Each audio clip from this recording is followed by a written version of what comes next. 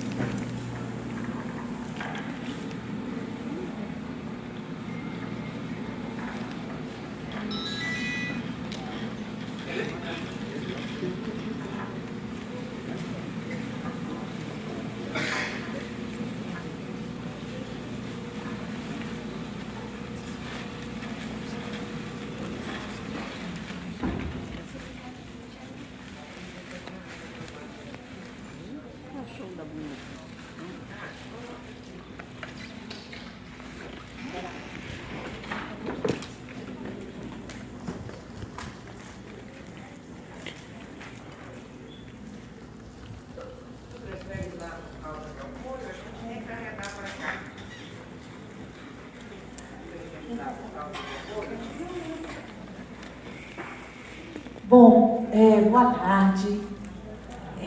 Primeiro, eu gostaria de agradecer imensamente a apresentação muito carinhosa da professora Zélia Mandou. Não só a apresentação, a presença física, a presença espiritual, a energia que ela sempre nos transmite como coordenadora desse curso, como liderança importante dessa universidade. Segundo lugar, a presença de vocês. Vocês são heróis da resistência já, plena Copa, pleno lançamento de campanha política, né? Numa sexta-feira à tarde, estar aqui. Então, meu agradecimento carinhoso. Estou vendo muitos alunos, muitos amigos. E também ao professor Jean François, pelo apoio e também pela coordenação do curso, de alguma maneira, tá? E então, hoje, né, para vocês verem, né, no final da tarde, uma sexta-feira, depois parece que de um jogaço, Portugal e Espanha, né, 3-3, já soube do resultado, né, nós vamos trabalhar com um tema que parece tão árduo, né, mas que é tão necessário hoje para nós debatermos, que é o tema da representação política e da desdemocratização. Quando eu pensei nesse tema, na verdade, esse tema já estava na ementa do curso original do professor Luiz Felipe Miguel. Então, quando nós pensamos em trazer o curso para cá, eu soube pelo próprio professor Luiz Felipe Miguel que o curso aqui na UFPA é o maior do Brasil. Nós temos mais de 55 professores. Então, quando nós trouxemos o curso para cá, para a UFPA, o curso teve que ser modificado, né, para caber todo esse tanto de professores e também abrigar uma série de debates. E alguns tópicos do curso puderam ser mantidos, até porque também eu tenho uma conexão na área da ciência política com o professor Luiz Felipe. Então, a ementa do professor original do curso sobre o golpe de 2016 e o futuro da democracia no Brasil, esse tópico consta na ementa original e a bibliografia também dessa aula também consta na ementa original, ok? Por que falar de limites da representação política e um conceito muito novo na gramática das ciências sociais, o conceito da desdemocratização, tá? Primeira coisa, o contexto desse conceito, do conceito de desdemocratização. Em 2016, pelo menos 4 fatos políticos serviram como um sinal de alerta, vamos dizer assim, para nós das ciências sociais, que algo distinto, algo diferente, um fenômeno distinto e completamente inexplicável, pelo menos para nós naquele ano, né, se conectaram do norte ao sul global e pareciam orquestrados. Que fatos foram esses? Primeiro, a decisão da Inglaterra, no Brexit, em sair da União Europeia. Esse foi o primeiro fato de 2016, que deixou a comunidade acadêmica da ciência política estarrecida. Segundo fato, também de 2016, na Colômbia, a sociedade colombiana se negou a um acordo de paz entre o governo colombiano e a sociedade civil colombiana e as Farc. Percebam que, inclusive, as taxas de não ou de sim, no caso da Inglaterra, para sair do Brexit, para sair da comunidade europeia, e as taxas também de não da sociedade colombiana são muito próximas. Esse foi o segundo fato que nos deixou estarrecidos. Terceiro fato, a vitória de Trump nos Estados Unidos. Muitos analistas dizem que a vitória de Trump foi uma vitória falsa, uma vitória comprada, de última hora, porque o voto popular ele perdeu, ele ganhou só no voto dos colégios eleitorais. Mas isso não é uma novidade nas eleições norte-americanas. A novidade foi que um candidato com um discurso extremamente autoritário, que unificou dois movimentos nos Estados Unidos, do neoconservadorismo e do neoliberalismo, tenha ascendido eleitoralmente tão rápido. Esse foi o terceiro fato. E o quarto fato, que diz respeito a nós, que foi o golpe, chamado de impeachment, de suposto crime de responsabilidade fiscal, que no caso já foi inclusive a presidenta Dilma inocentada, mas que, enfim, marcou o processo político de 2016. Então, esses quatro fatos, em lugares distintos, do norte ao sul global, recolocaram para os cientistas políticos a seguinte questão: será que essa tensão, uma tensão histórica, que eu usei a seguinte expressão, uma tensão tectônica entre democracia e capitalismo, que existe desde o século XVIII, será que ela ganhou uma outra dimensão? Uma dimensão agora em que a democracia está perdendo efetivamente na balança do equilíbrio com o capitalismo, e nós estamos diante de um processo de desdemocratização, ou, como gostariam de alguns autores, um Estado pós-democrático. Vários autores vão usar essa expressão a partir de 2016. Na verdade, já lançado um livro específico de um filósofo francês desde 1996, mas os cientistas sociais vão começar a usar essa expressão. Nós estamos num Estado pós-democrático e num processo de desdemocratização. É sobre isso que eu quero falar hoje. O que esses quatro fatos têm como fatores comuns ou variáveis comuns? Primeira coisa, todos esses fatos, eles foram sustentados pela emergência de discursos abertamente autoritários. Discursos que nós comumente, no senso comum, falamos assim, mas como é que a pessoa tem coragem de falar isso? Como é que a pessoa tem coragem de defender isso? E não era só uma pessoa, eram grupos inteiros que defendiam, por exemplo, o retrocesso de direitos de imigrantes, a negação de direitos individuais e direitos sociais, a necessidade da gente redistribuir a renda, mas no sentido para os mais ricos, para os brancos, falas extremamente racistas, xenófobas, em todos esses quatro fenômenos. Outra coisa também muito comum é um discurso anti-humanista. Anti-humanista e anti-intelectualista. Né? Um discurso que também tem como reflexo a produção de uma série, e o Trump é muito essa representação, de discursos e vídeos numa indústria chamada de fake news.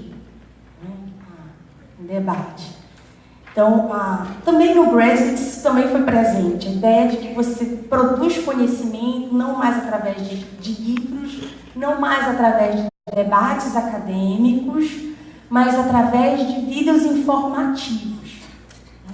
Esse fenômeno foi muito forte para a definição da saída da Inglaterra. Né? A própria empresa que produziu, né, essa decisão, ela afirmou que realmente trabalhou com informação enganosa. Isso também foi importante na eleição dos Estados Unidos. E também um discurso antidemocrático, profundamente antidemocrático.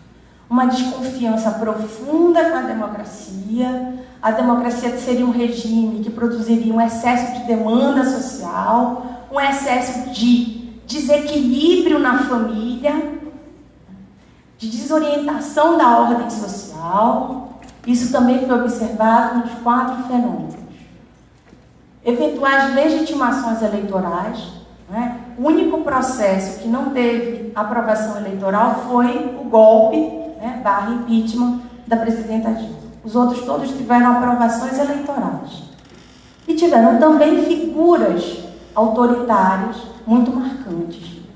E uma fragilização e uma ruptura social muito forte. Um discurso de ruptura muito forte. Né?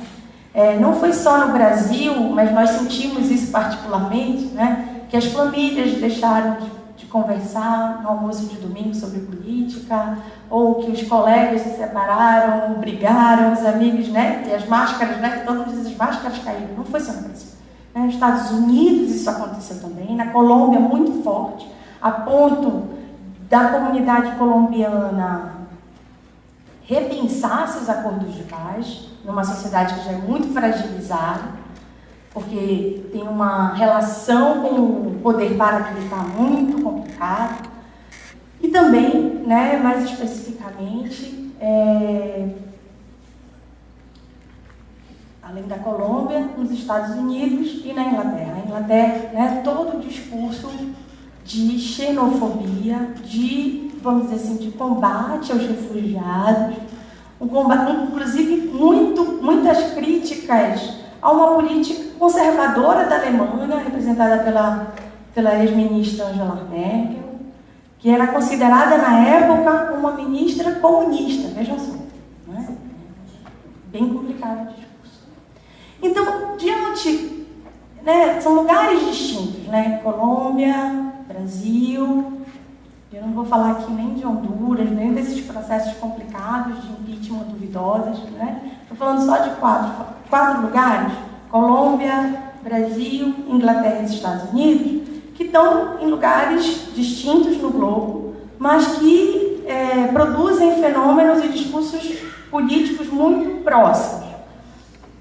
Por que isso aconteceu? Né? Será que nós estamos realmente nesse contexto pós-democrático e num processo de desdemocratização? Será que a histórica tensão tectônica entre a democracia e o capitalismo, que gerou o liberalismo representativo, chegou no seu limite, no seu esgotamento? Será que nós estamos no esgotamento da possibilidade de um acordo entre a democracia e o capitalismo?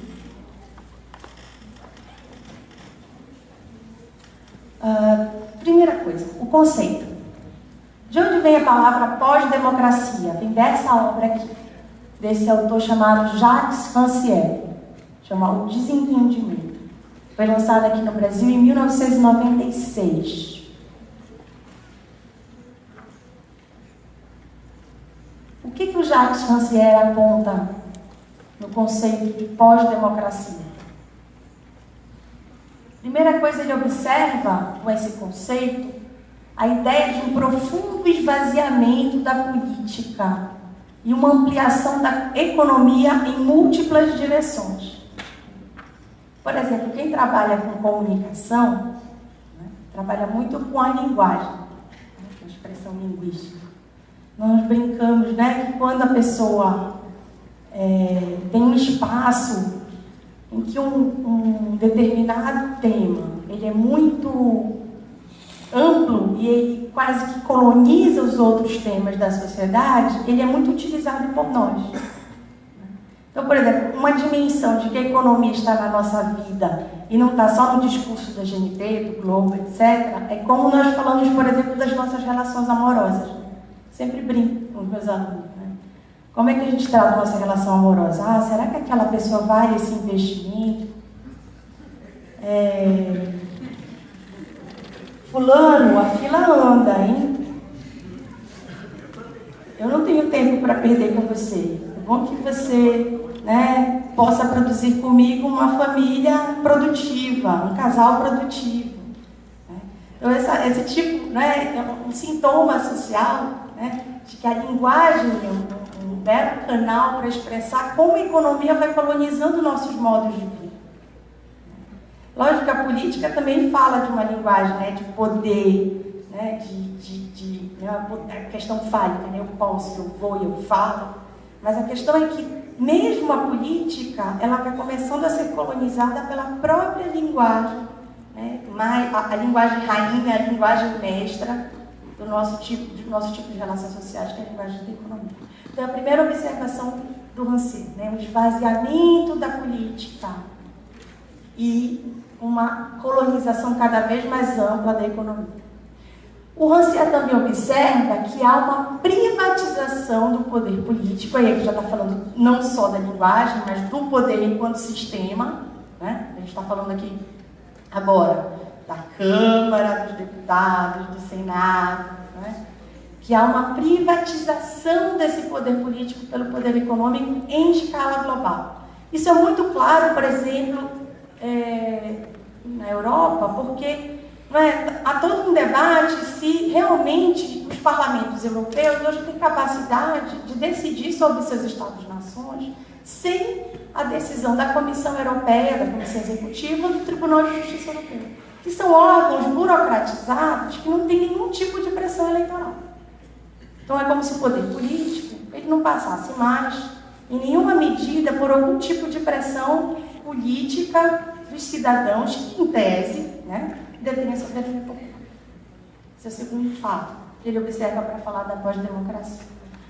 E terceiro, né, é a ideia de que, de alguma maneira, nós estamos interditados para falar da democracia. Eu vou falar um pouquinho mais adiante que a ideia da democracia é uma ideia extremamente revolucionária, porque ela abriga duas ideias muito importantes.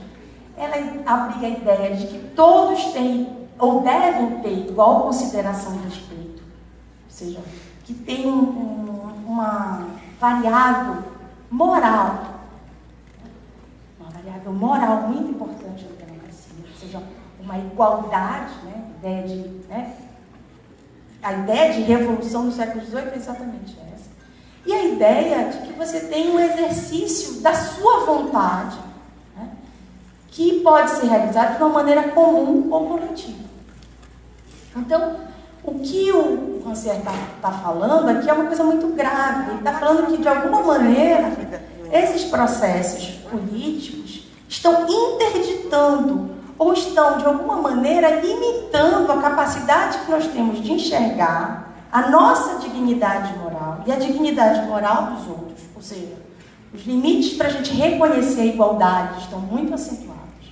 E também a capacidade da gente pensar coletivamente, ou da gente exercer a soberania popular coletiva.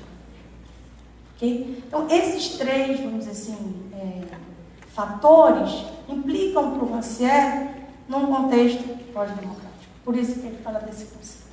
Tá? Isso aqui é muito importante, isso que eu botei aqui nesse tópico, por quê? Porque, assim, mas, Bárbara, né, alguém poderia dizer, mas a democracia liberal, a democracia representativa, e antes de eu continuar, vocês podem me interromper, viu? Porque às vezes eu tenho uma tendência à abstração e aí fazer umas viagens, eu tenho que ser limitada. Mas então vocês podem me interromper no que eu estiver falando. Não precisa ser só no final. Vamos tentar trazer isso aqui mas para uma sala de aula eu vou ficar menos nervosa também do que um auditório e essa formalidade. Mas enfim, mas Bárbara, esses problemas aqui que o Rancière aponta, eles se encontram, alguém poderia me perguntar, se encontram lá na origem da democracia representativa, ou da democracia também chamada liberal, ou também chamada liberal, capitalista, democracia, enfim. Por que só agora estaríamos no Estado pós-democrático, se desde o início esses problemas que estás falando já estão lá? Porque sempre foi um problema e a gente vai ver cada vez mais articular dois ideais muito distintos, né? Que é a ideia do capitalismo e a ideia da democracia. Né? Porque tem uma coisa específica que é muito importante a gente prestar atenção. Mas eu não tenho, vou ser bem sincera com vocês, uma conclusão sobre se estamos no Estado pós-democrático e no processo de desdemocratização. Né? Mas tem um fato muito importante nesse processo. Qual? Esse processo de esvaziamento da democracia liberal está acontecendo dentro da democracia.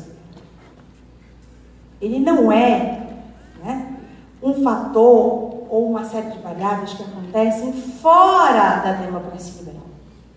O que quer dizer isso? Quer dizer o seguinte, que é como se a democracia liberal, né, a gente vai falar um pouquinho mais na frente dela, tivesse dois aspectos, fosse dividido em dois aspectos. Um aspecto formal, que nós costumamos observar através do direito constitucional, dos rituais jurídicos, e um aspecto material, que também está presente no direito, mas que também não está só presente no direito, está presente na capacidade de tomada de decisão política, na capacidade de articulação da política com a economia, né? Relações que envolvem mais do que a capacidade de decisão, a capacidade de escapar da dominação. Então, é como se dissesse assim, há uma espécie de assalto dessa parte formal da democracia liberal, da parte, ou do aspecto material. Isso é muito claro no processo de golpe no Brasil, por exemplo. Não sei se vocês já observaram, que pelo menos para a maior parte das pessoas, é como se, né, o processo de tomada de decisão relacionado, né, ao afastamento da presidenta Dilma, ao julgamento do presidente Lula, as decisões jurídicas e políticas tivessem observado o quê? Os rituais, a forma. Não é isso? Isso é muito evidente aqui no Brasil. Como se a linguagem jurídica legitima, por isso que as pessoas falam assim, mas professora, é golpe. Né? Fica essa dúvida, mas é golpe. Né? É golpe exatamente porque um golpe ao processo democrático, que quer dizer não só a sua forma, mas a sua materialidade. A própria Constituição, mesmo sendo um documento, não é só um documento jurídico, né? Jurídico-político, tem uma materialidade. Então, eu posso desconstitucionalizar a própria Constituição. Que é o que está acontecendo. Né?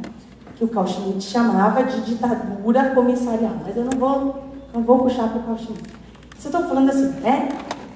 No Brasil, esse fator é muito importante. A ideia de que há um esvaziamento da substância ou da materialidade da democracia liberal. Mesmo a democracia liberal, com todas as suas restrições, que não é uma democracia de fato, que deixa muito a desejar, como o professor Jean-François falou na aula dele, muitíssimo a desejar com relação ao ideal democrático, participativo, né, o exercício da soberania popular, mas mesmo essa, né, ela tem uma substância, ela tem uma materialidade. Então, essa materialidade está sendo o quê? Rompida, quebrada, assaltada. Mas assaltada por quem? Pelas próprias instituições que se arvoram como defensoras da democracia. Isso que é importante né? Para a gente singularizar. Tem uma coisa que é, né, de sempre luta dentro da democracia liberal, mas essa luta, nesse momento, ganha um aspecto e uma relevância específica. Eu falei da pós-democracia, mas e o conceito de desdemocratização? Né? Vem dessa excelente autora norte-americana, Mary Brown, né, nesse livro O Pesadelo Norte-Americano, o Neoliberalismo, o Neoconservadorismo e a Desdemocratização. Então, Andy Brown, ela diz assim, olha, o que caracteriza esse processo de desdemocratização? Um pouco que eu já falei aqui para vocês, né? Um canibalismo da democracia liberal. Então, a democracia liberal, ela se, né, come a parte material, substantiva, a parte, né, constitutiva, que afasta a democracia da ideia, não é, de uma moralidade e uma substancialidade, e transforma a democracia num mero quê? Uma mera formalidade. Não é à toa, gente, que as pessoas não estão apaixonadas mais pela democracia. Nós não podemos acusar as pessoas de não estarem mais apaixonadas pela democracia. Não é à toa que o Latino Barômetro diz que os latino-americanos não confiam na democracia. Não é? Quer dizer, se esse processo, ele pelo menos acontece desde a década de 80, então as pessoas estão realmente... Não é? O que adianta o ideal democrático? O que de fato muda na minha vida? E o que a Wendy Brown coloca como características da desdemocratização? Primeiro, há uma extensão da dinâmica, de novo a economia aqui, né, concorrencial para todas as dimensões e relações humanas.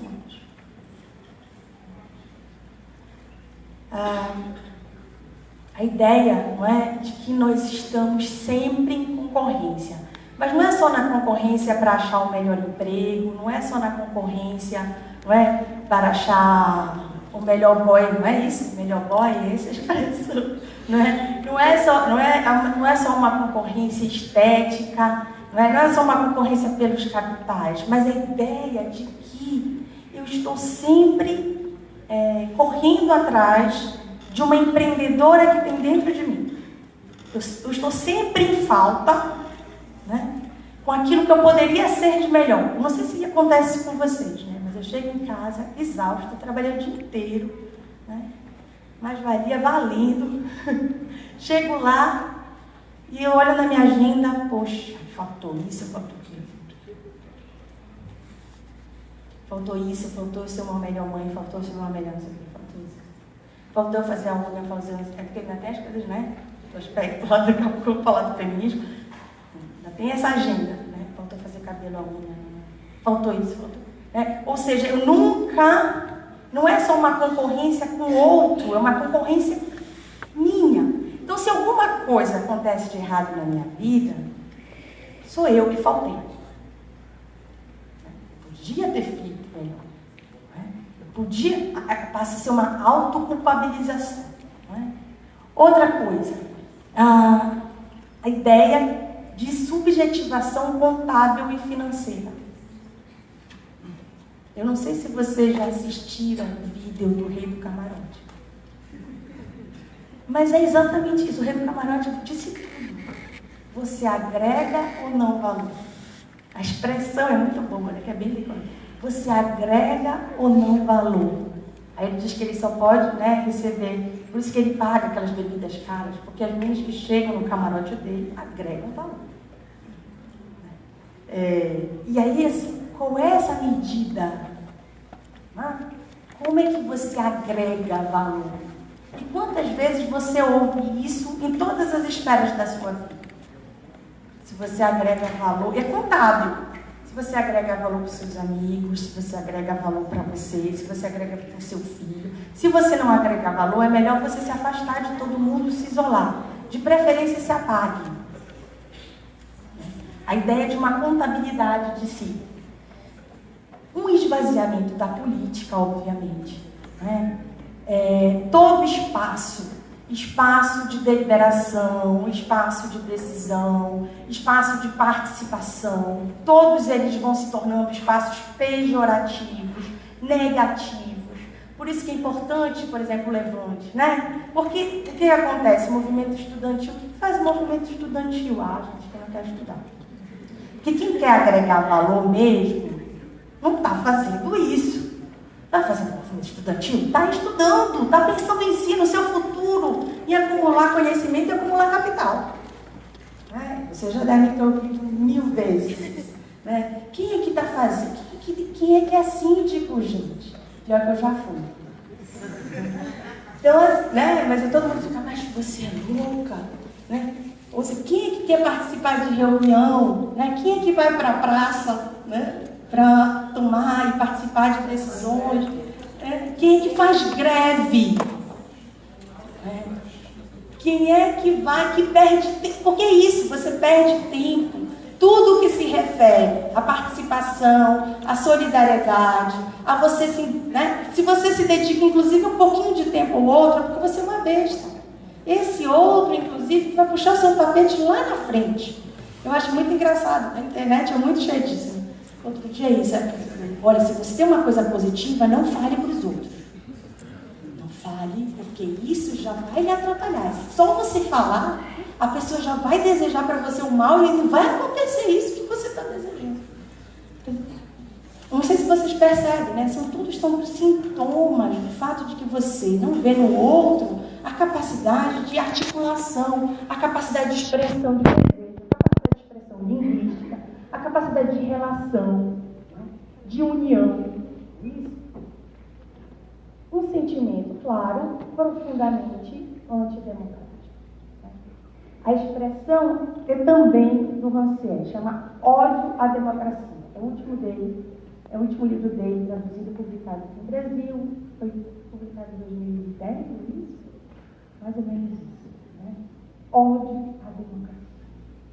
A democracia, ela, na verdade, nessa linguagem, ela atrapalha, ela é quase equiparada a uma, eu vou usar um discurso bem conservador, né? A libertinagem, a um desequilíbrio. Né? Ela é contra a ordem social. E nós precisamos mais do que nunca, né, nesse discurso conservador, de uma ordem social que foi rompida. Como se também tivesse uma ordem social idílica, imaginada, fantasiada, né, que promove uma certa união. Enfim, eu vou viajar aqui com vocês para dizer que, na verdade,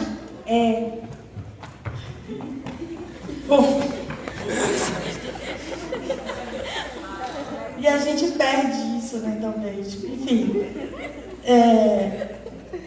a ideia de que o fascismo social, na verdade, é uma espécie de doença do liberalismo. Doença que agora está muito mais evidente por causa, enfim, do momento de ruptura democrática que nós estamos vivendo, mas que já se pronunciou de uma maneira muito forte na Segunda Guerra Mundial. Então, é uma viagem minha dizer, mas eu acredito ainda muito nisso, um dia eu descrevo, que na verdade, o liberalismo, ele cria em nós a fantasia de que nós podemos ser um só. A ideia de que nós somos uma sociedade bem ordenada e bem organizada. Quando, na verdade, isso é uma fantasia. Né? Uma fantasia que só tenta o quê? Escamotear o conflito social. Escamotear a luta de classes. Escamotear a divisão social que é fundamental que seja contada. Como esse escamoteamento começa a não funcionar, a ruir, as pessoas se sentem perdidas em relação a essa divisão e apontam que o problema da divisão não é o liberalismo, mas o quê? O rompimento da ordem e da estabilidade social. Aí elas voltam para quê? Para que discurso? Defesa da família, defesa de uma ordem normativa sexual, defesa de uma ordem normativa disciplinadora, violenta, autoritária. Isso aqui é muito mais evidente no Brasil porque nós viemos também de uma tradição escravocrata autoritária. Mas nós não vamos observar só esse tipo de discurso no Brasil. Nós vamos observar em vários pontos do mundo. É muito importante, eu vou tentar ser rápida aqui, é que além, né, a gente precisa observar que essa política de um processo de desdemocratização, ela constrói um sujeito. Né? E nós estamos num momento em que esse sujeito se torna muito evidente enquanto sintoma social. Então, que subjetividade política que a desdemocratização traz? Primeiro, a ideia de que é um sujeito sem o outro, assim como é uma democracia sem povo, é uma democracia sem demos. É uma ideia de que o demos atrapalha. Não é, gente, isso não é novo. Né? Isso não é novo. Porque a gente vai ouvir que o demos atrapalha desde a Revolução Francesa. Enfim, desde os gregos. Né? Mas os gregos não estavam diante da democracia liberal, ou das revoluções, dizendo, olha, você é igual a mim. Mas aí você vê, por exemplo, um Tocqueville, não é? Um Burke, né? Os meus alunos de teoria política dele aqui, homenagem a eles, né? Dizem assim, meu Deus, como é que uma pessoa tem coragem de dizer que é igual a mim? Eu sou nobre, né? Eu fui e sou descendente dos francos. E você, meu filho, é um galo romano, você vale menos. Não é? Então, assim, né? Para a pessoa ouvir você igual a mim, tá louca. Tá louca. Então essa ideia, né, de que o povo participa, não é uma ideia que foi bem aceita. Só que agora o problema é a forma como isso se apresenta. Né? A forma como se apresenta é qual? É o povo que não quer participar. Por quê? Porque a participação, ela gera um desequilíbrio econômico e social. E as pessoas ficam convencidas que realmente elas devem ficar reféns, né, do economista lá da Globo News. Que elas devem ficar reféns de um professor de ciência política, coitadas. Um enganador. Né? Elas ficam reféns e elas têm, exatamente por causa dessa subjetividade, uma culpa incrível, elas não acreditam na sua capacidade. Elas perdem a potência política. Então, o que eu construo? Eu construo um sujeito depressivo. Vocês vão dizer, ótimo para ela, né? Que ela tem atende, né? Enfim, é horrível, né? Como uma pessoa que, não sei se vocês assistiram, né? Thalisa Zaber, a Maria Rita Kel e o Boulos. A ideia de um espaço terapêutico nos movimentos sociais, um espaço público, uma coisa nova e é muito importante. Então, para nós, não é importante ter sujeitos depressivos. Impaciente. Pessoas impacientes, pessoas que não sabem esperar, né? Que não lidam com o tempo de uma maneira adequada. Por que não lidam? Né? Tem muita essa pressão sobre os jovens. Você tem que decidir logo o que você quer, o que você é, né? Para você se tornar logo um sujeito empresário de si. Essa pressão significa que você tem que consumir e acumular uma série de conhecimentos num tempo recorde. Como se isso não tivesse, sabe, uma assimilação muito lenta. Não chega ninguém para dizer para essa pessoa, olha, eu não sei até hoje o que eu sou, nem o que eu quero. Eu falo isso com meus alunos, eles riem. Né? Mas é isso. Ninguém sabe o que é, o que quer. É um processo ao longo da vida.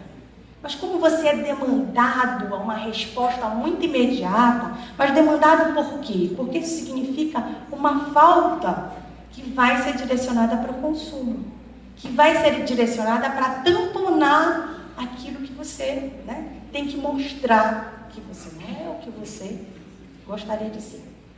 Tá?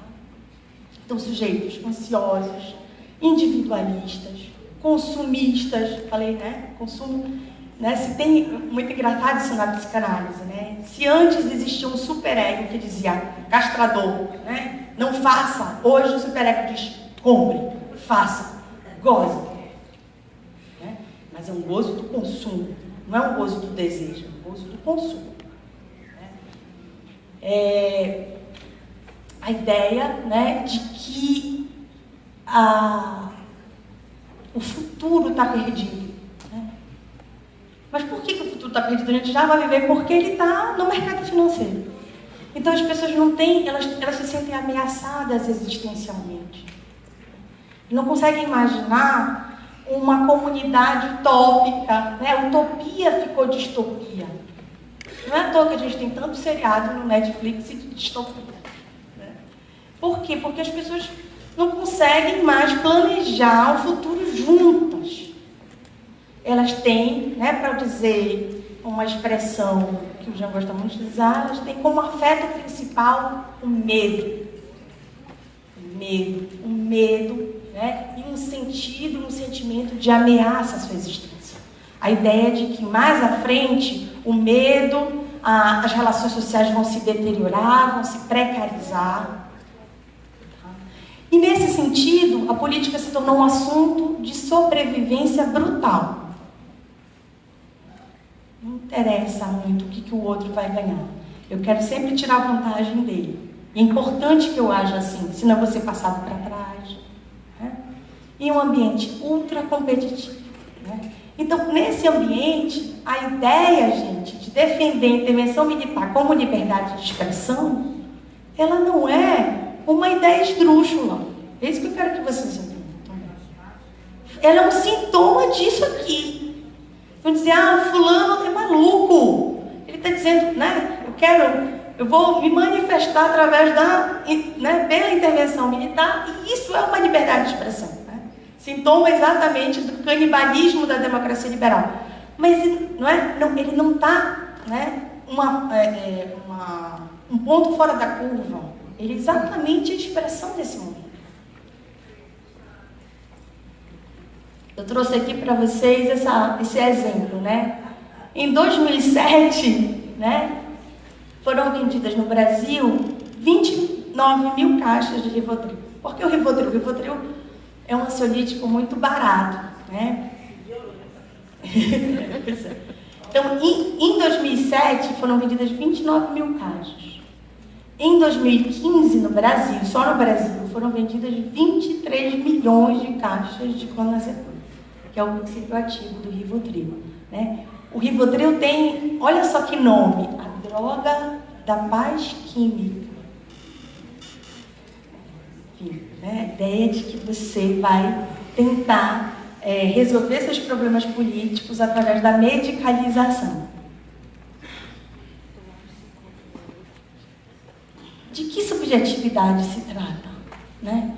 De uma subjetividade política que a gente chama de fora-clusão. Por que fora-clusão? Né? Eu não consigo mais simbolizar minha angústia. Por isso que eu fora-cluo. Eu não consigo mais falar. Eu não consigo mais colocar em palavras o meu sofrimento. Eu não consigo mais dar poder à palavra.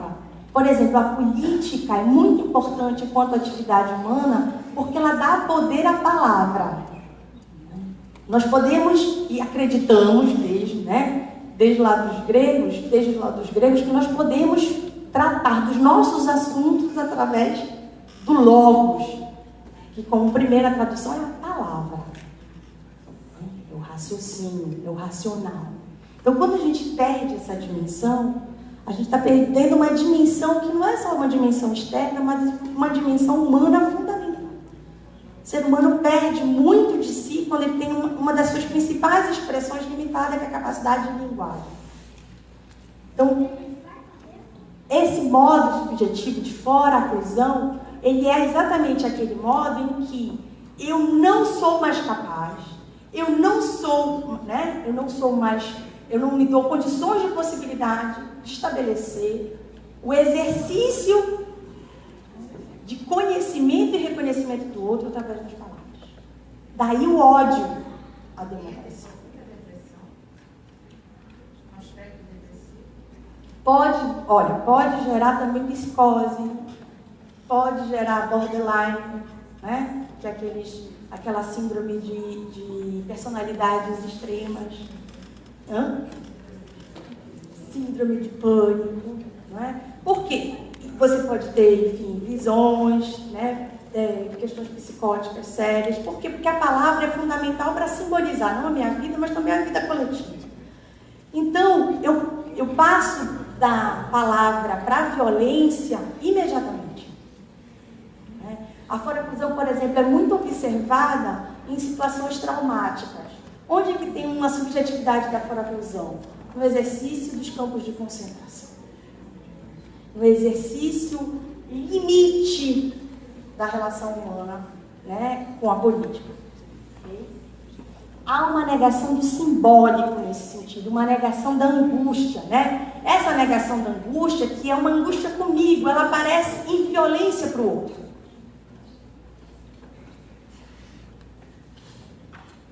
Agora, me permitam sair de uma dimensão e falar muito rapidamente de outra, me arvorando num conhecimento que não é meu, que é economia.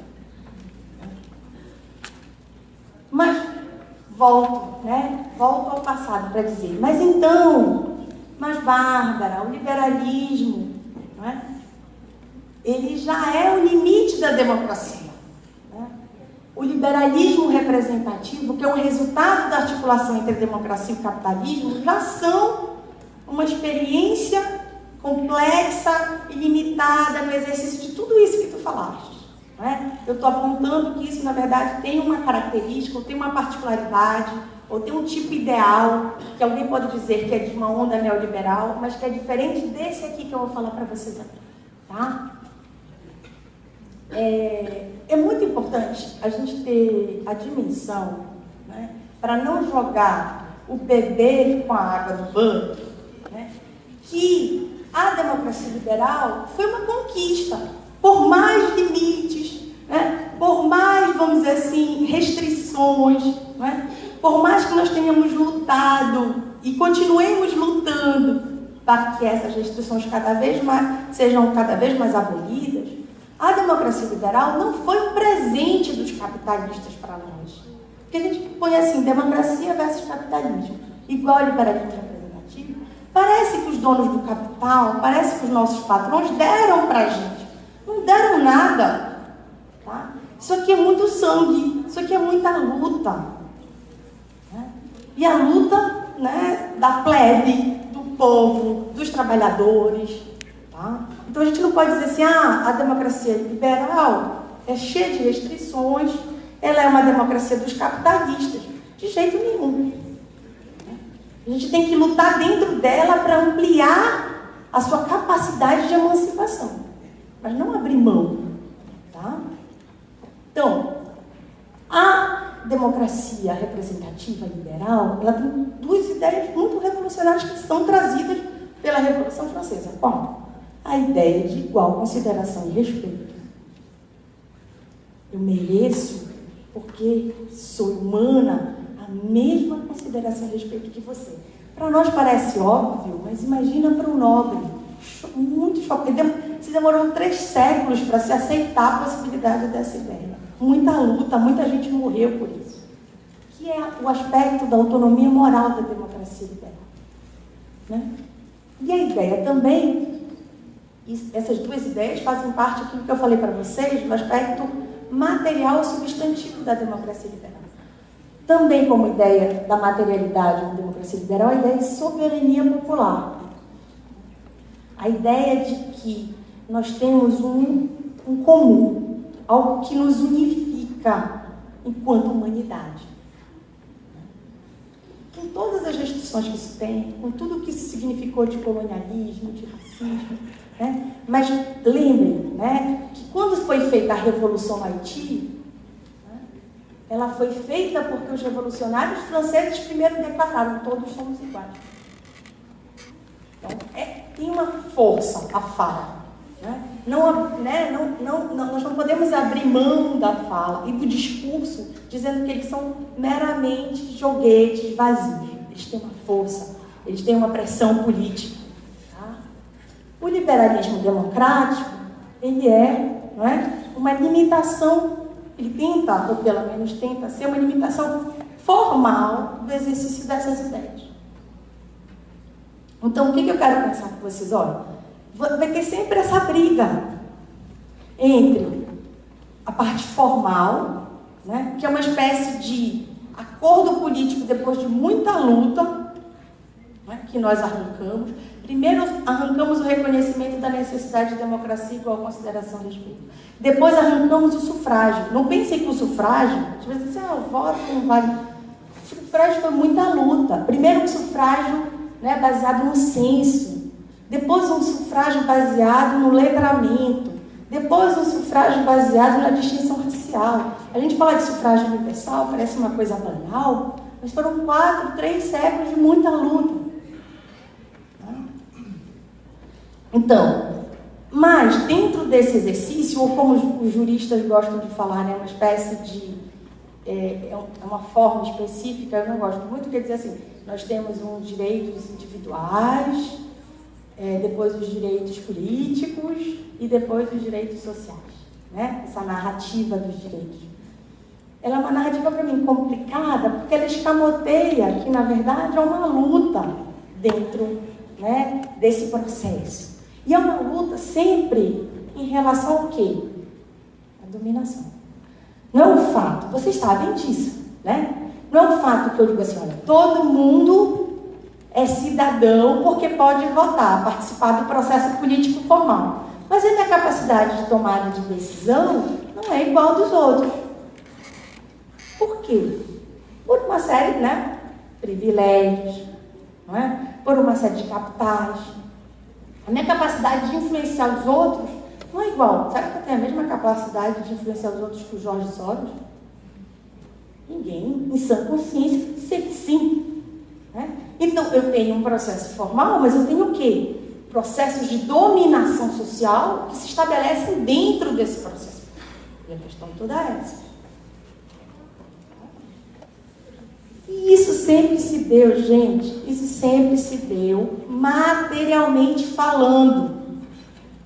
Eu estava outro dia, eu vou até indicar esse livro, não sei se vão ficar chateados, enfim, porque ela tem uma economista, enfim, partidária, mas é um livro excelente chamado A Valsa Brasileira, da Laura Carvalho. Eu gosto muito dela porque ela vai explicar os últimos anos da economia política brasileira de uma maneira simplificada. E eu acho que a economia, que nem a ciência política, as pessoas gostam de falar difícil para enganar. Mas, né, mas se você olhar para dentro da economia e para dentro da ciência política, você vê a história, a luta ali. Né? E eu acho bonitinho isso, olhar e começar a imaginar as pessoas brigando, lutando, né, uma empurrando a outra, né, botando o dedo no olho, né, porque parece místico. O Marx é perfeito, né? Ele diz assim, vocês economistas adoram dizer que são racionais, etc. Mas vocês usam a linguagem religiosa do totem. Por isso que ele fala do fetichismo. Do totem lá da comunidade tribal primitiva. Vocês acreditam nessas leis como se elas fossem leis religiosas. Né? Olha só, meados do século XIX, parece que é um gênio, né, até hoje. Meados do século XIX, olha, vocês são tão iludidos, tem tanta ilusão fetichista, igualzinho aquela tribo que olha para o totem e fica, é isso, é isso. Né?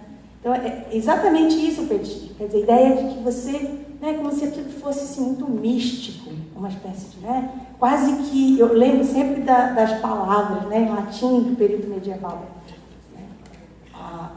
O déficit inflacional, né, gerou, né, uma queda no superávit primário. Você foi? Né? Até um foi. Né? Quando, na verdade, são processos muito materiais. A senhora ia falar alguma coisa? Eu gostaria que a senhora tivesse favor de repetir o nome da autora. Laura Carvalho. Obrigada. Tá? Valsa Brasileira. Se vocês quiserem, eu posso deixar na xerox. Olha, não sei se eu posso falar. Para tirar a xerox. Eu deixo aqui lá no Hinaldo. Tá? A gente combina depois. Mas assim, tentando aqui muito rapidamente falar um pouco dessa materialidade. Então, o que é essa... Eu posso sentar? O que é esse capitalismo democrático? Né? Essa ideia de que você, na verdade, tem essa tensão, né, entre esses dois princípios. Quais os princípios? A ideia de que há uma justiça do mercado e há uma justiça social. Gente, como eu falei para vocês, que sempre é uma luta, sempre há uma resistência do pessoal da justiça social. Então, o Karl Polanyi, ele fala disso muito bem num livro também formidável chamado A Grande Transformação. Então, ele vai falar assim, o capitalismo, ele sempre foi um moinho satânico, né? Mas sempre tiveram, né, Dom Quixote. Sempre. Por quê? Porque nós vamos olhar para a história e sempre tem um contramovimento. O que foi agora esse golpe? Não foi um contra... Né? Dizer assim, olha, nós difamando a Dilma de noite em 2014, ela vence a eleição. Então eu preciso dar um golpe para que meu projeto político entre em vigor, porque eleitoralmente eu não vou ganhar. Exatamente porque tem o contramovimento que é necessário o golpe. Então o golpe não é só um sintoma ruim, mas é um sintoma de que há um contramovimento também.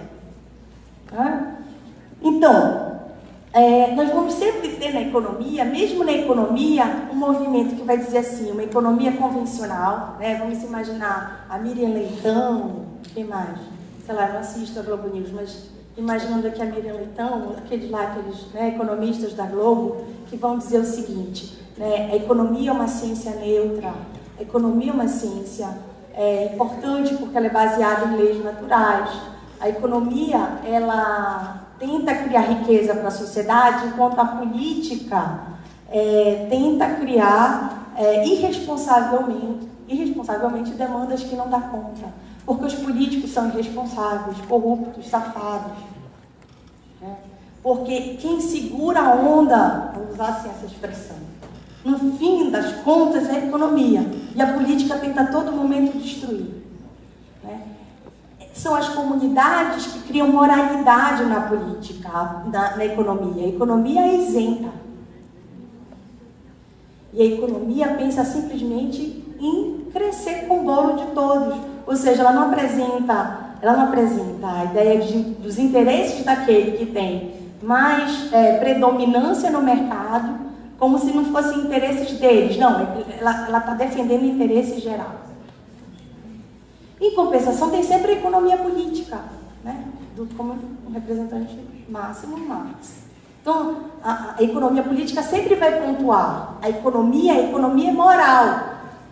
Por exemplo, o Adam Smith, se você chegasse com ele, Adam Smith, você é um economista? Ele ia dizer, oi? Ele vai dizer, não, eu sou um filósofo da moral. Eu quero felicidade para as pessoas. A mesma coisa para o Ricardo. Você é um economista? Não. Eu sou um filósofo da moral. Bentham, Stuart Mill, todos são filósofos da moral. Então, são filósofos de que moral? Então, a economia tem sempre uma moralidade, um argumento substantivo e moral. Qualquer projeto econômico é isso. Né? Então, vamos lá. Qual é a grande dificuldade do capitalismo democrático? Eu preciso articular dois grupos que não querem ou que têm dificuldade em se articular. Por quê? Eu preciso articular um grupo que quer a todo momento maximizar seus lucros e colocar outro grupo sob servidão e escravidão. E eu quero outro grupo que é o quê? Liberdade e democracia. Para quê? Para poder viver sua vida, ter pleno emprego, ter seu futuro, né, garantido para você e para os seus filhos. Como lidar com isso? Sempre foi difícil. Só que na Europa, né, central, tiveram 30 anos em que isso rolou bem. Tudo bem, foi às nossas custas. Né? Mas esses são chamados os 30 anos gloriosos, que ocorreram também depois de um trauma que foi a Segunda Guerra Mundial. Depois exatamente desse momento que eu falei para vocês de fora-reclusão do campo de concentração. Também porque os atores... É importante isso, gente. Tem uma coisa que a economia sempre esconde, que é uma parte subjetiva, que é o quê? As pessoas, elas interpretam os fatos. Eu não sei se vai dar tempo, porque eu falo a beça, mas a Dilma, em 2011, atendeu toda a agenda da Fiesp. Não porque ela era, Fiesp, eu adoro Paulo Scaff. Não é isso, É porque ela estava diante de um processo de desindustrialização. Como uma boa desenvolvimentista, ela estudou nessa escola. Ela disse, para eu produzir um desenvolvimento a longo prazo, eu preciso apostar na industrialização nacional, no crescimento interno. Então ela disse, vou negociar com esses atores. Vou negociar com esses atores. Vou negociar, eu sou uma política. É isso. E todos dizem, a Dilma não é política. Poxa vida, Ela fez todas essas negociações, depois a gente vai falar um pouco desses debates, mas ela fez, cumpriu toda a agenda, mas mesmo assim, eles não confiavam nela. Eles não confiavam nela, eles não confiavam no processo político que ela conduzia. Eles não confiavam no projeto de desenvolvimento que ela tinha. Então, percebam que mesmo com toda a dimensão, eu dizendo assim, você vai ganhar daqui, eu estou mostrando para você que você ganhou e vai continuar ganhando. Eu não vou mexer nos seus lucros, eu estou abrindo mão de uma série de concessões fiscais, eu estou abrindo mão de dinheiro público para você investir em você.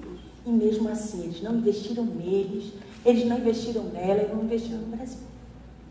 Para vocês verem que tem sempre uma dimensão aí que é uma dimensão subjetiva. Mas, e por que eu estou falando isso? Porque desde a década, vamos dizer assim, depois da Segunda Guerra Mundial, existe um acordo entre o capital e o trabalho.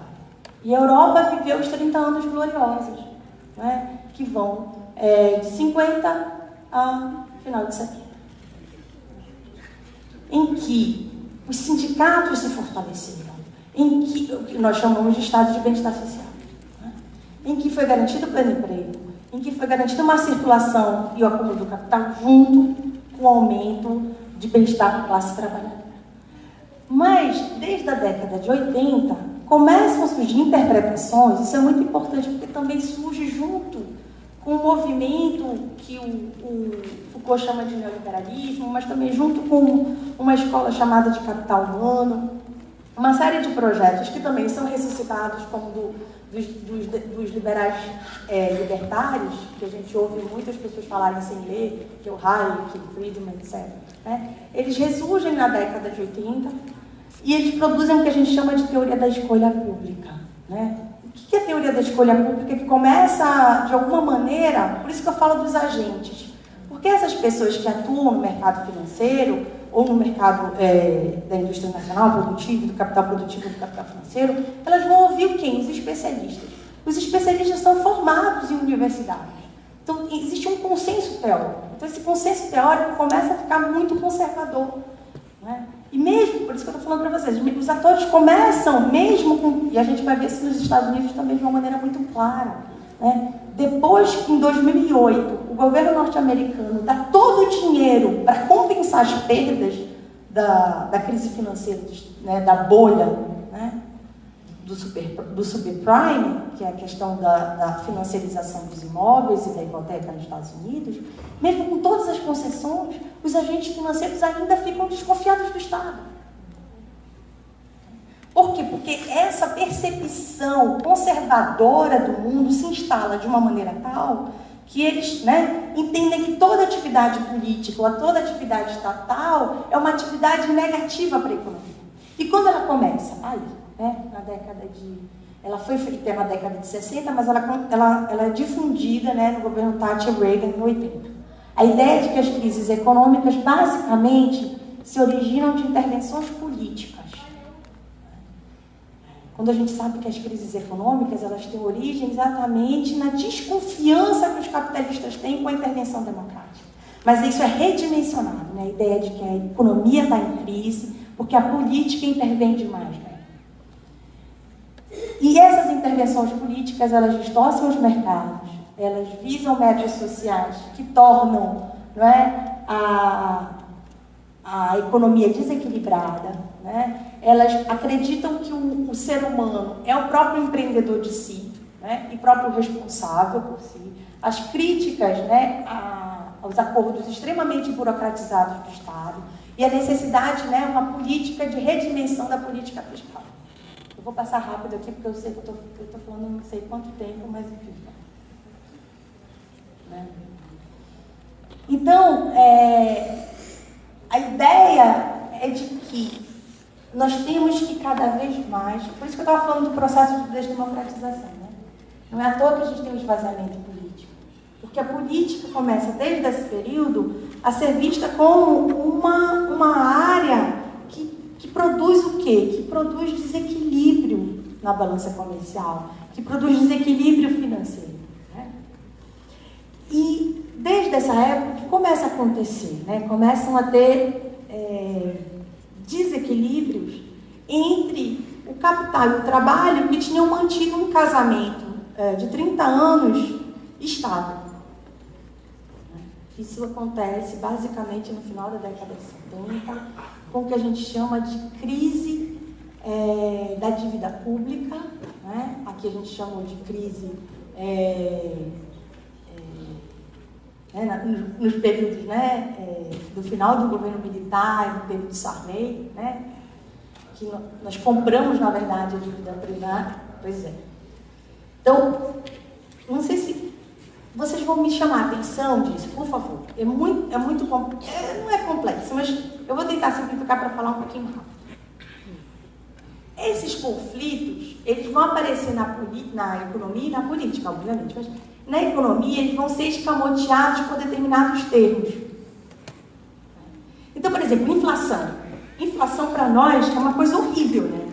Hoje eu estava vendo uma charge do Jaguar que ele mostra a inflação com um lutador assim, gigantesco, de 200 quilos. Que todos os trabalhadores estão nas cordas, né, no boxe, e estão dizendo assim, mas você está aí, mas você está aí. Né? Então, por quê? Porque inflação, gente, não é uma coisa necessariamente ruim. Vou rapidamente falar, né? Por quê? Porque se você tem indexação salarial, ou seja, uma vinculação do aumento do seu salário com o aumento da inflação, para os trabalhadores isso não é ruim.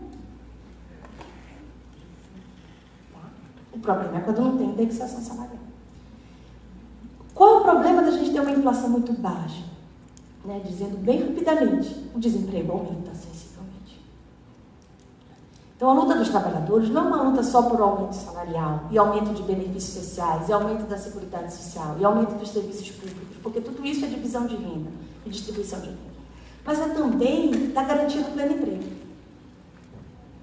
Então, a luta da inflação é uma luta também, né, que significa o seguinte: os trabalhadores têm um ganho presente, mas perdem um ganho futuro, que é a ideia de pleno emprego. Então, essa foi, né, o primeiro round da luta capital e trabalho. Quem venceu? Os capitalistas. Eles convenceram os sindicatos, convenceram todos os movimentos sociais, né, de que era fundamental que a inflação fosse contida. Num primeiro momento, os trabalhadores não ficaram chateados. Por quê? Porque eles tinham indexação salarial, mesmo com a perda do pleno emprego lá na frente. Mas qual o problema? O problema é que os capitalistas ficaram desconfiados. O que eles fizeram? Começaram a demitir as pessoas. Começaram a demitir. Desemprego aumentou sensivelmente. Então, para nós, a inflação é uma coisa ruim porque ela está relacionada ao quê? À perda de emprego. Imediato. E o que aconteceu? Quando tem perda de emprego, o que acontece imediatamente, gente? Não vou falar, né, dos outros fatores. Uma perda do crescimento econômico, uma perda do consumo. há uma perda do quê? De tributação. Né? Exatamente. Então, como é que eu vou dar conta de uma inflação muito baixa? E a gente vai, eu não trouxe gráfico para vocês, senão o Putin ia brigar comigo, eu já estou me metendo na área dele. Mas que mostram, né, que ao longo dos últimos 30 anos, a inflação de todos os países ocidentais não aumentou. Agora, o desemprego, né, aumentou sensivelmente. O desemprego é uma dimensão, né, que só cresce geometricamente na nossa sociedade.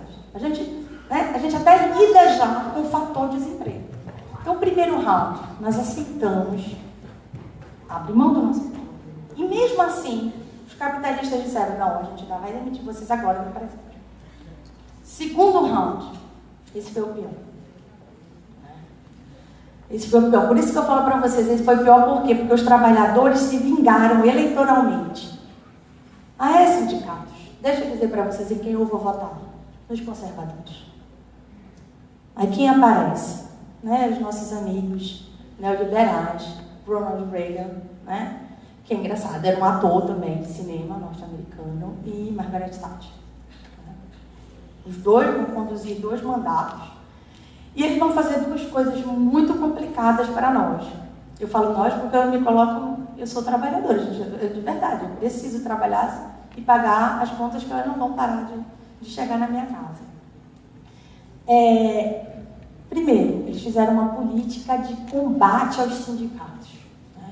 Especificamente, né, tem filmes maravilhosos ingleses, né, que falam exatamente da perseguição da Margaret Thatcher com relação ao sindicato dos mineiros, né, que foi o sindicato mais criminalizado e perseguido pela Margaret Thatcher.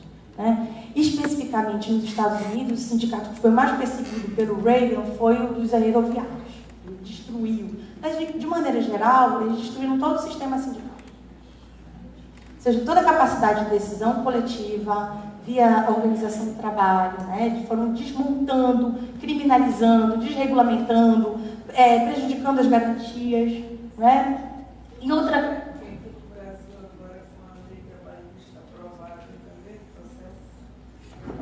Eu acho que sim, mas eu acho que isso também já estava acontecendo desde o período militar. Né? A gente teve uma pequena recuperação, mas sem dúvida nenhuma o período militar foi o que destruiu ainda mais, né, a base sindical. Ela já voltou do período ditatorial muito, né, capenga, isso, com dificuldades associativas muito graves. Seguindo exatamente esse modelo, viu a ditadura. Né? Houve um aumento sensível do desemprego, né, com essas políticas de combate aos sindicatos, e uma redução acentuada da taxa inflacionária. Qual o problema que isso gerou para os governos neoliberais? Né?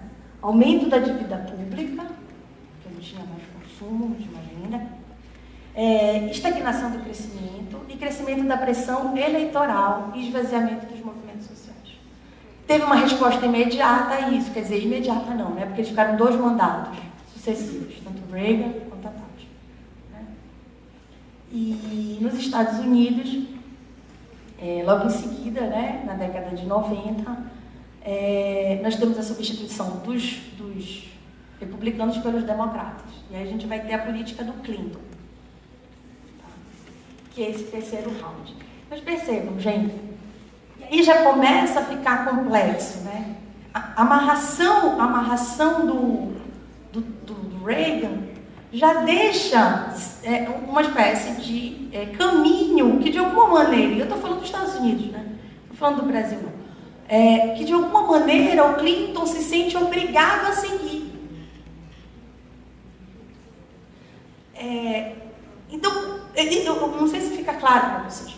Para o público, né, para os eleitores, se não há tanta diferença entre o Reagan e o Clinton, se não há tanta diferença entre o Partido Republicano e o Partido Democrata, qual é a necessidade, né, de eleição, de gasto com partido político, de gasto com participação política, se as decisões políticas e econômicas vão ser muito próximas? Há também, é lógico, um processo que na ciência política chamam de medianização da ideologização partidária e política. Claro, todos os candidatos, eles querem representar o meio, né? O meio da linha da ideologia partidária. Por quê? Porque eles querem capturar aquele cidadão, né, que vai ser exatamente o eleitor médio, o eleitor mediano, que representa a maior parte dos votos. Esse eleitor médio, ele não consegue identificar essas diferenças. Até porque também na economia, do ponto de vista da dominação social, elas não aparecem de uma maneira muito forte. Então, terceiro round, que é o do keynesianismo privado. Como é que o Clinton resolve isso? Ele resolve o seguinte: o financiamento público, o investimento público vai baixar. Se as pessoas agora quiserem lidar com educação, saúde, com habitação boa, elas vão ter o quê? Vão ter garantias de ter bons empréstimos. Então, elas vão poder emprestar dinheiro à vontade, a juros baixos. Né?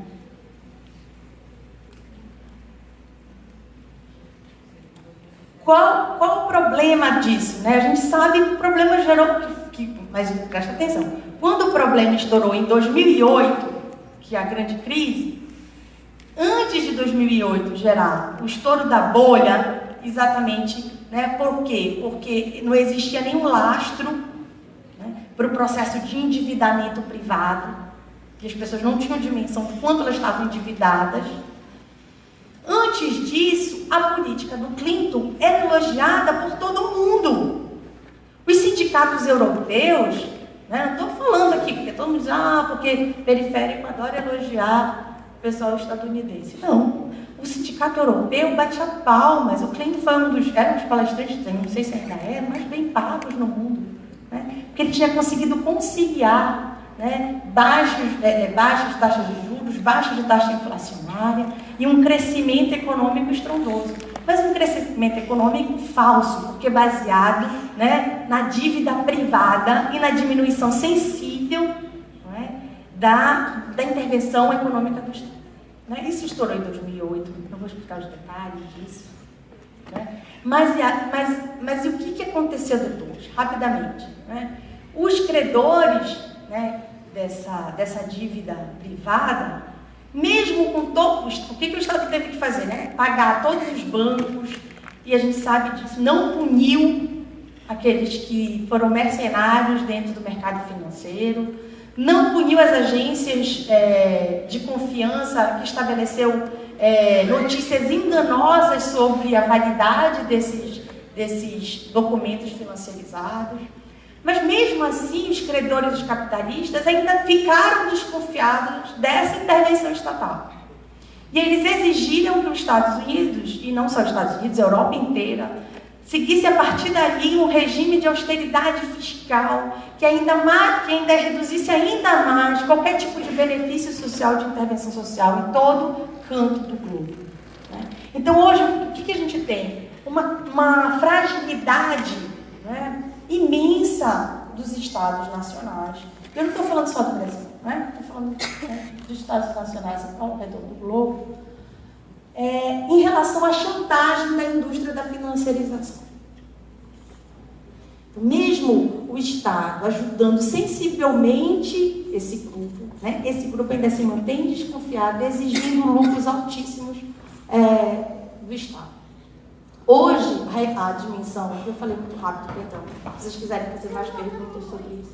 Hoje, essa redimensão distributiva, ela foi feita de uma maneira muito seletiva.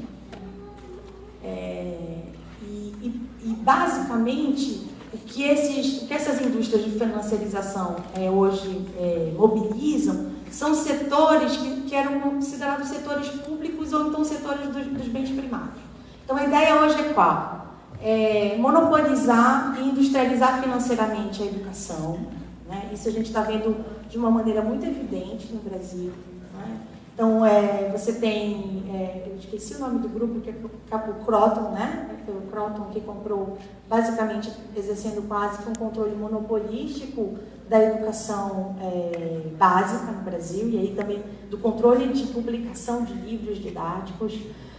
Você tem a financiarização da saúde, né? E aí você tem que desregulamentar e privatizar todo o processo e transformar em privado as aposentadorias. Isso é um processo fundamental nesse processo. É fundamental que as aposentadorias públicas elas não tenham mais investimento público e as próprias aposentadorias privadas hoje correm o risco de não serem compensadas. E você tem também a privatização dos bens essenciais da vida, né? A privatização da água.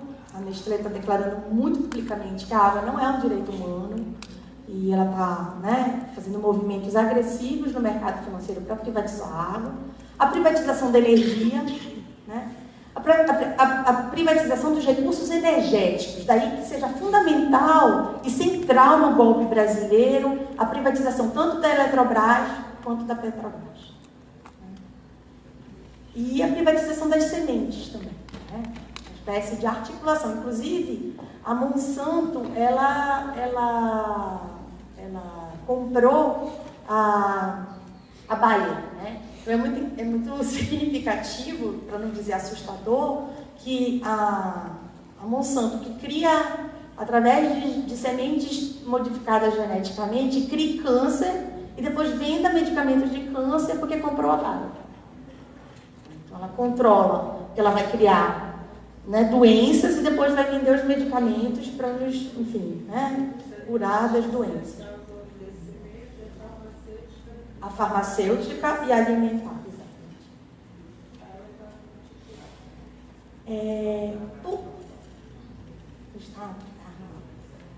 eu tenho que concluir, né? Rapidamente. Por que o Estado faz isso?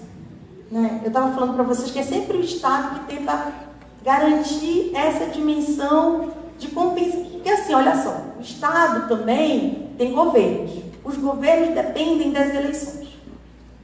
Então, os governos são tão livres para se articular com os capitalistas, né, e fazerem o que bem entender. Mas também eles não são tão livres dos capitalistas porque eles precisam do financiamento, né, estrutural dos capitalistas para existir enquanto Estado.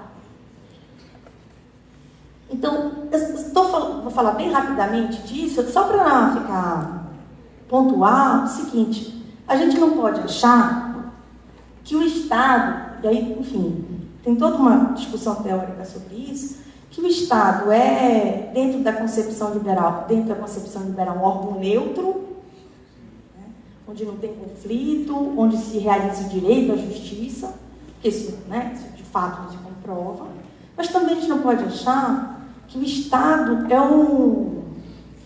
Eu acho que ele falou isso muito rapidamente, o Marx, ele é uma comissão do capitalista.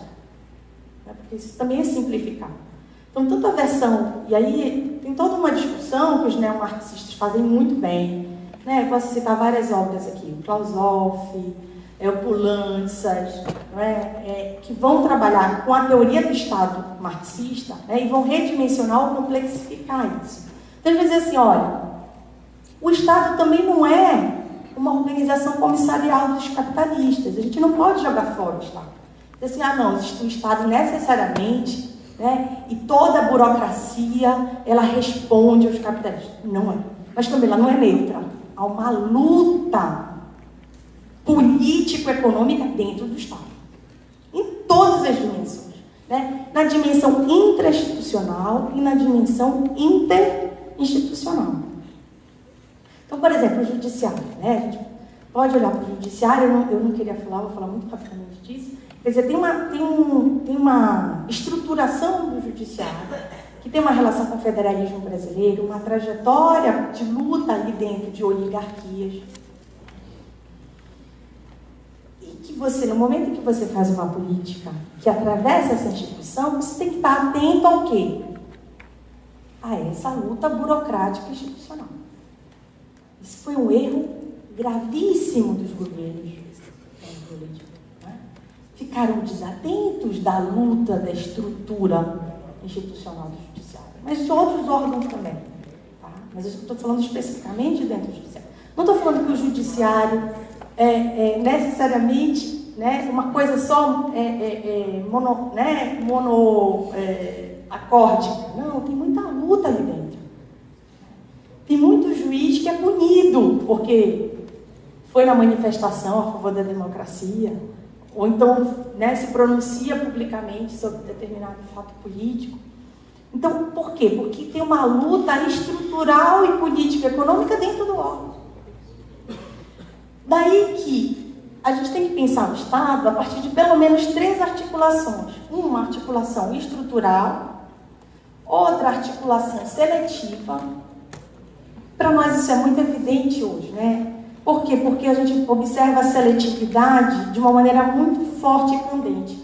Para nós, por exemplo, o Lula, né, teve o seu julgamento numa dimensão temporal super, ultra, né, rápida, né, numa eficácia. Eu lembro que o relator do processo dele leu, né, 8.000 páginas por dia. Estou morta de inveja desse relator. Né?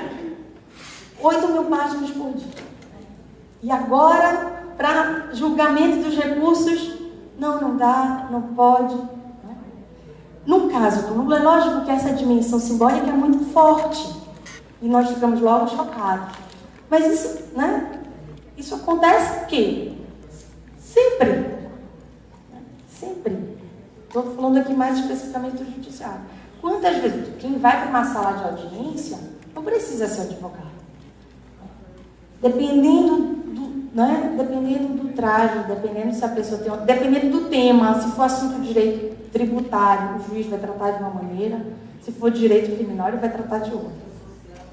Se for, não é? Então, não precisa nem ter essa dimensão tão forte e candente, mas sempre foi assim. Uma seletividade, né, que nós nos acostumamos de alguma maneira. O Rafael Braga, ele sempre, né, pontua, né, o Rafael Braga lá, condenado a 5 anos, e o filho da juíza, que foi pego lá com não sei quantos quilos de pasta de coca, e que não aconteceu nada, e que ela foi lá na prisão e tirou. Mas por quê? Enfim, né, nós acreditamos na dominação. O filho da juíza tem uma hierarquia e aquilo, uma dignidade diferente do papel dela. Né? Então, instituições políticas possuem seletividade própria, há uma dependência estrutural do Estado. Pode ir. Né? E há também o quê? O campo político, ele é um campo de exclusão, gente. O campo político, nós sabemos muito bem, ele não é um campo neutro. Isso se dá de uma maneira muito evidente, por exemplo, com as mulheres.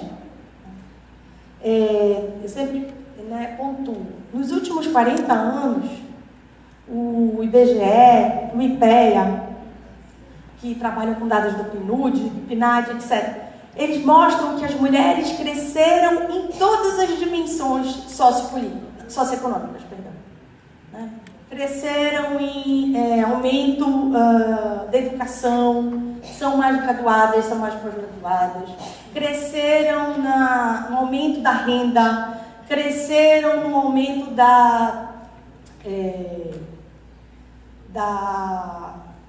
como é que eu vou explicar para vocês, da acumulação de serviços, estão mais, né, tem mais exercício de cidadania cotidiana. Mas tem 2 dados que não mudam para as mulheres em 40 anos: violência e política. Então, o índice de participação das mulheres na política continua baixo, como se a gente estivesse na década de 70. A mesma coisa a violência. Ou seja, são 2 áreas, ou são 2 esferas que mostram, né, que mesmo com garantias, vamos dizer assim, econômicas, as mulheres não conseguem o quê?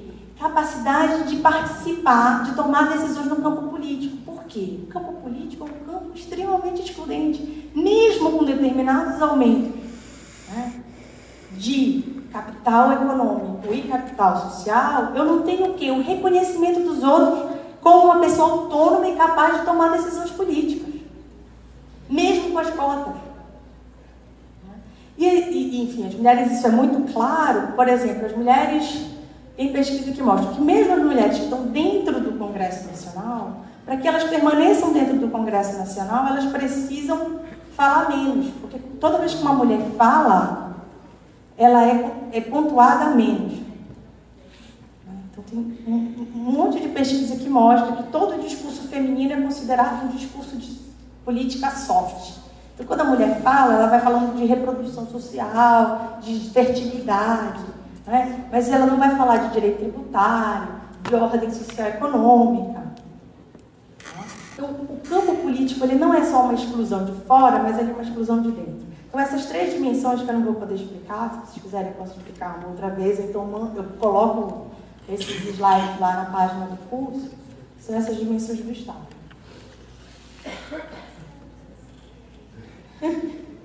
Falar do Brasil, né? Enfim, para dizer muito rapidamente, né? 2002 foi que começou o cenário de mudança no Brasil. Nós conseguimos produzir o que a gente chama de um determinado milagre econômico. Esse milagre econômico, gente, é muito diferente do milagre econômico militar. Por quê? Porque o Lula conseguiu fazer essa inclusão social de uma maneira muito devagar, é verdade, mas com inclusão de quê? De aumento salarial constante, aumento do salário mínimo e aumento de benefícios sociais, através de políticas sociais e de assistência social. Tá? Mas esse modelo, ele chega no limite, por quê? Tem várias explicações. Uma delas é que nós inflacionamos os serviços. Isso significa inflacionar os serviços?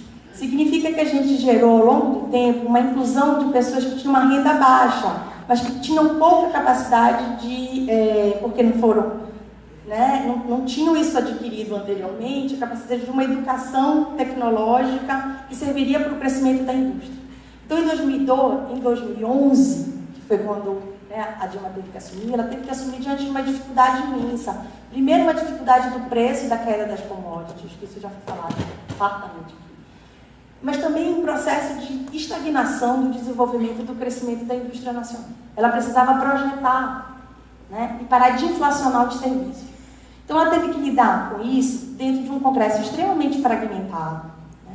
E dentro de um conflito distributivo que, como eu mencionei para vocês, em nenhum momento a classe empresarial nacional apostou na indústria nacional. Não sei se vocês já ouviram as entrevistas da Dilma depois do processo de impeachment, do golpe, mas é impressionante, né? Como ela ficou triste, porque ela diz, olha, eu conversei com essas pessoas. E essas pessoas, prestem atenção, gente, elas sabiam, enfim, né, sabiam racionalmente, ou deveriam saber, que elas iam perder com a queda. Elas iam perder economicamente. Como é que eu aposto na minha própria perda? Né? Porque eu tenho tanto ódio, assim, de pelo menos um crescimento, que é um menor índice, né, de superação da desigualdade social. Eu aposto na minha própria queda, mas para o outro não ganhou. Isso ela não tinha como prever.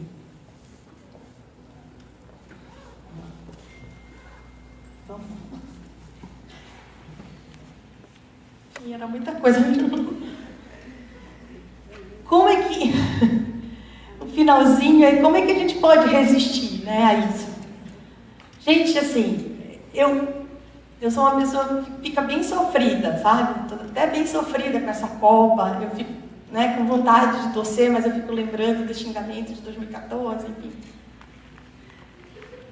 Mas, ao mesmo tempo, tem algo, né, aí na luta histórica que é muito importante de perceber, que se não tivesse, né, essa reação conservadora, é porque as coisas não estavam se modificando. Então, essa reação conservadora que nos assusta, né? Esse comportamento para nós que parece irracional, que parece leviano, que parece de ódio, ele também pode significar um sintoma de que as coisas estão sendo modificadas. E de que é por isso que as pessoas estão reagindo dessa maneira.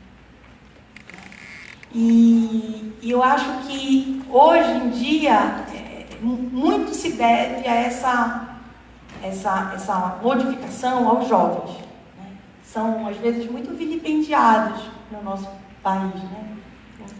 Destratados mesmo, violentados, agredidos, né? Mas eles, eu acho que são um corpo que mais resiste hoje. Não estou aqui fazendo porque estão aqui um monte de jovens, mas é exatamente isso, né?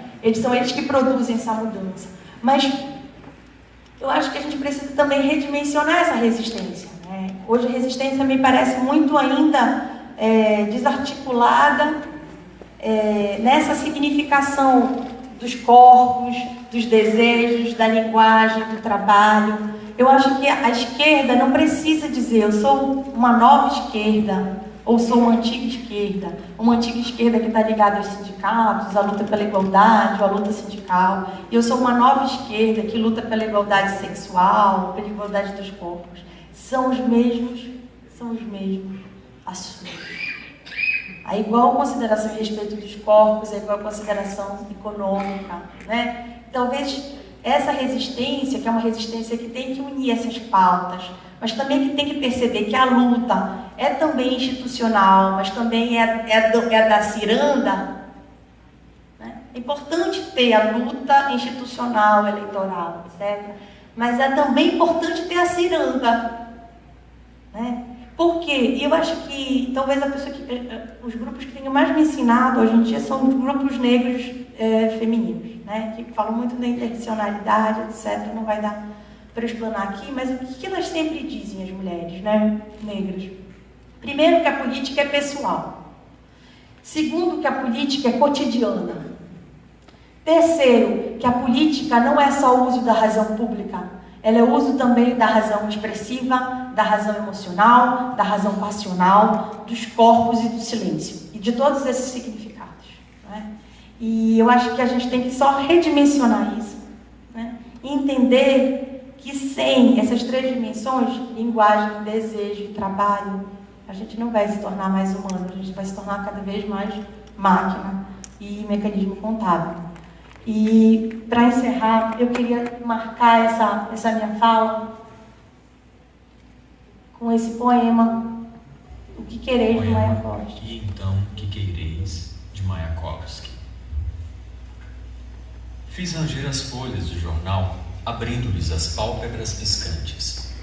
E logo de cada fronteira distante subiu um cheiro de pólvora, perseguindo-me até em casa. Nestes últimos 20 anos, nada de novo há no rugir das tempestades. Não estamos alegres, é certo, mas também por que razão haveríamos de ficar tristes? O mar da história é agitado. As ameaças e as guerras havemos de atravessá-las, rompendo-las ao meio, cortando-as como uma quilha corta as ondas. Pois é, nós não estamos alegres, mas não há por que estarmos tristes. A luta continua, gente.